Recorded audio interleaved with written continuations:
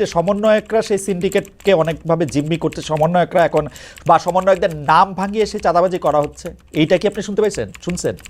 যারা বাকের মজুমদার জিয়াবাদ এবং মুজিববাদ সম্পর্কে যদি একটু বলেন, এবং জিয়াবাদ এবং মুজিববাদের এই যে ধারণা আপনারা দিচ্ছেন, একটি বিভক্তের রাজনীতি আপনারা করতে চাচ্ছেন, এবং বিভক্তের রাজনীতি করে আপনারা কি অর্জন করতে চাইছেন সেটা একটু বলবেন কিনা? কেউ কেউ বলে থাকেন আপনারা বিশেষ কোনো রাজনৈতিক দল বা গোষ্ঠীর মানে পপুলিস্ট একটা জনমত নিয়ে তাদের পেটের মধ্যে ঢুকে গিয়ে শুধুমাত্র নিজেদের ক্ষমতায় থাকার সময়টাই বৃদ্ধি করতে চাইছেন।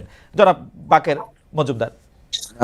আমি একটু ভাই মাসুদ কামাল ভাইয়ের একটু কথা বলতে চাই। উনি যেটা বলেছেন সিন্ডিকেট নিয়ে, আসলে সিন্ডিকেট মূল ঊর্ধ্বগতি আমরা যেটা মাঠে থেকে ছাত্ররা অনেক কিছু আমরা অভিজ্ঞতা এখানে দেখেছি, আমাদের অনেক অনেক অনেক ধরনের অভিজ্ঞতা হয়েছে মাঠে। আমরা 5 আগস্ট পরবর্তী সময়ে এখানে দ্রব্যমূল্যের ঊর্ধ্বগতির কারণে আমরা দেখেছি যে বিভিন্ন সিন্ডিকেট যেগুলো আওয়ামী লীগের টাইমে সচল ছিল, তারা পরবর্তী সময়ে এখানে নতুন নতুন রাজনৈতিক বাস্তবতা মানে নতুন আমি যদি বলি যে কোথাও কোথাও এই বড় রাজনৈতিক সংগঠনগুলোর সহযোগিতা নিয়ে তারা সেই সিন্ডিকেট গুলা চালিয়ে যাচ্ছে।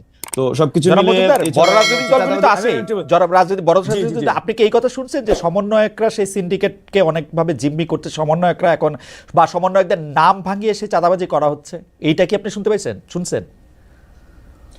সমন্বয়কদের নাম গিয়ে চাঁদাবাজির বিষয়টি আমি আমাদের কাছে বিষয়টি এরকম যে এখানে ধরো যে আহ, এই এখানে যেহেতু বৈষম্যবিরোধী ছাত্র আন্দোলন একটি একটি প্ল্যাটফর্ম আকার এখানে ওয়ার্ক করছে, এখানে কিন্তু বিভিন্ন রাজনৈতিক সংগঠনগুলোর লোকজন কিন্তু ইনফিল্ট্রেট অবস্থা আছে এবং তারা কিন্তু এখানে ওয়ার্ক করছে।